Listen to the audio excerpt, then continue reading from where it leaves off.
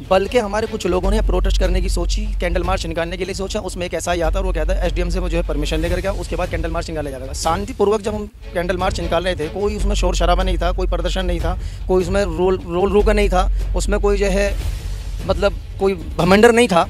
यहाँ से जाते हैं और मेन अड्डे तक जाते हैं और जिसे कहते हैं शोक श्रद्धांजलि सभा, वो हम आयोजित कर रहे थे।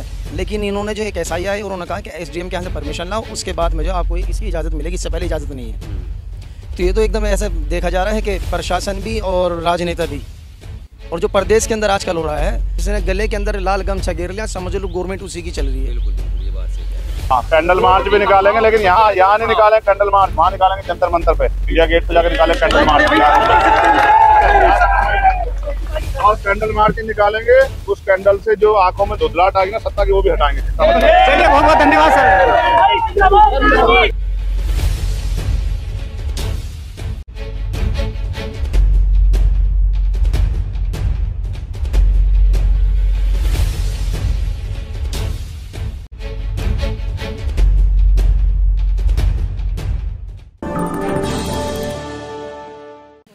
सबसे पहले तो बात यह है कि यहाँ जो राजनेताओं का जमावड़ा लग रहा है, वो सिर्फ राजनीति रोटी सेकने के चक्कर में लग रहा है। दूसरी बात यह है, प्रदेश के जो हालात हैं वो एक ही समुदाय के साथ में ज़्यादा जो है सख्ती के साथ में पेश आ रहे हैं। आप जो है अभी मेरठ के अंदर, एक हमारे ज़िले के अंदर, शहर के अंदर, एक मुसलमान ने मुसलमान को मार दिया अभी तकरीबन 3 या 4 दिन पहले। उसके अंदर माननीय मुख्यमंत्री योगी आदित्यनाथ जी जो है अगले दिन उसके लिए स्पर्श कर दिया कि उसके घर को भी जो है ज़मींदोज कर दिया जाए, बुलडोजर फेर दिया जाए और उनके खिलाफ जो सख्त सख्त कार्रवाई हो। इसमें एक ऐसा मुखौटा सा नज़र आ रहा है कि उनको अरेस्ट किया गया, 6 दिन बाद 2 अरेस्ट हुए। पहले 3 दिन बाप बेटा सुधीर और ये जो गालिबन जो भी 3 अरेस्ट हुए, लेकिन 3 दिन बाद जो है अभी ये 2 अरेस्ट हुए। अभी कल या परसों गालिबन जब ये अरेस्ट हुए तो इनको अरेस्ट करने के फ़ौरन बाद जो है इनको जो चालान कर दिया। क्या उनसे ये नहीं पूछ सकते थे? मैं हालांकि मैं इतना बड़ा नहीं हूँ, लेकिन मेरी खुद निजी सोच ये है, प्रशासन उनसे ये नहीं पूछ सकता था ये जो 9mm पिस्टल 9mm की जो गोली है, जो एक ख़ास पर्सनल मतलब ख़ास किस्म के लोगों के पास में होती है पिस्टल, वो इनके पास में अवैध हथियार आए कहाँ से? इसके बारे में भी थोड़ा इनको पूछना चाहिए था। सख्ती से पेश आते।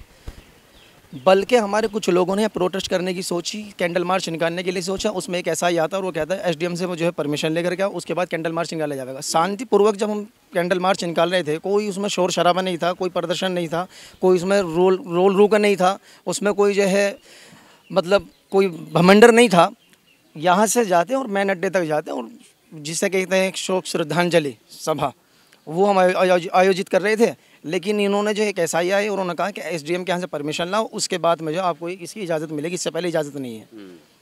तो ये तो एकदम ऐसा देखा जा रहा है कि प्रशासन भी और राजनेता भी, और जो प्रदेश के अंदर आजकल हो रहा है, तो वो तो ऐसा हो रहा है कि जिस तरीके से अभी अतीक अहमद को ख़त्म कर दिया था, और अतीक अहमद को ख़त्म करने के बाद में उसमें भी 2-3 लड़के आते हैं, नई उम्र के लड़के, और जो है उनको मार करके चले जाते हैं प्रशासन के सामने। और यहाँ मार दिया, कोई प्रशासन सख्ती के साथ कोई कार्रवाई नहीं करना। भाई कम से कम आप पूछो तो सही, आप पर लोगों को विश्वास कैसे रहेगा? हम जैसे लोगों को आप पर विश्वास कैसे रहेगा? फिर तो ऐसे हो जाएगा कि बिल्कुल एकदम अंधा कानून चल रहा है। फिर तो एक किस्म का अगर जो कोई आपस में मार भी देगा, कोई कुछ भी कर देगा, बिल्कुल कानून से जो है लोगों की जो है भरोसे ही उड़ जाएगा। कम से कम अगर जो आप एक दौर वो भी था जब एक पुलिस वाले ने, ज़्यादा नहीं, एसआई ने नहीं, एसीपी ने नहीं, किसी ने नहीं, बल्कि एक मामूली से जो है सिपाही ने प्राइम मिनिस्टर की गाड़ी रोक करके उसके कागजात मांग लिए थे। एक दौर वो भी था।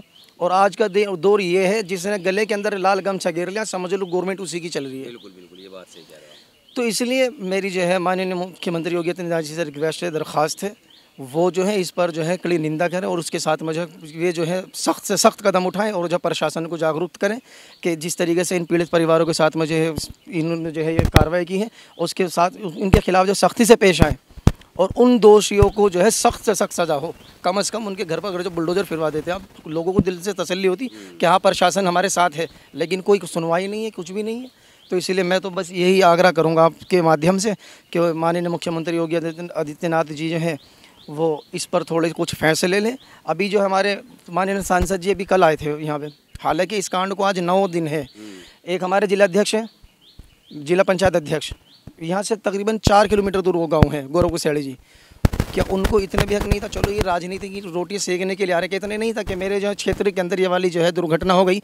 हालांकि एक पड़ोसी गांव है, यहाँ से 2, 4, 10, 20 खेत दूर एक गांव है कुशेड़ी, वहाँ के रहने वाले, क्या उनको इतना हक नहीं था कि वहाँ से चल करके यहाँ थे और पीड़ित परिवार को जो सांत्वना दे करके वो चले जाते?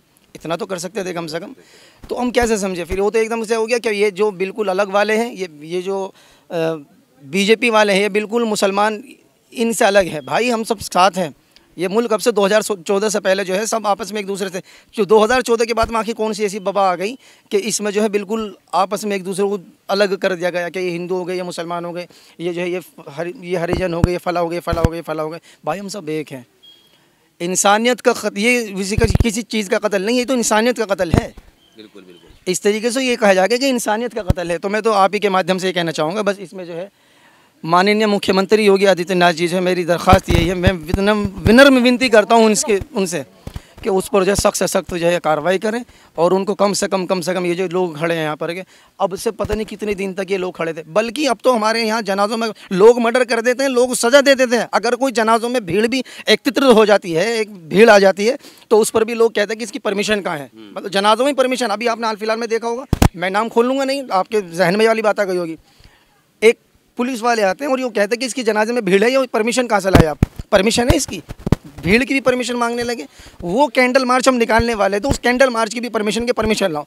तो मैं तो बस यही कहूँगा, ये अंधा कानून, ये जो आँख मिचोली का कानून, जो ये आँख मिचोली जो चल रही है, तो इसके लिए आपसे विनम्र विनती करता हूँ मैं आपसे कि आप जो है इस पर सख्त से सख्त जो है निंदा करें। और आप ये बड़े पूरे प्रदेश का यही माहौल है। ये तो एक, मैं कहूँगा ये मोब लिंचिंग है, कोई वैसी नहीं है, ये मोब लिंचिंग है। 7-8 धारदार हथियारमंद लोग आते हैं और 2-3 निहत्तों पे एकदम से वो धड़ाधड़ गोलियों से वार कर देना शुरू कर देते हैं। ये मोब लिंचिंग क्या है फिर? ये तो ये जानी मानी साजिश है कि मुसलमान है, इनको ख़त्म कर दो। जी देखो, बहुत अच्छी बात कही भाई ने, क्योंकि जुनैद हत्याकांड हुआ था राजस्थान के मेवात में, वह भी हमारे याद है।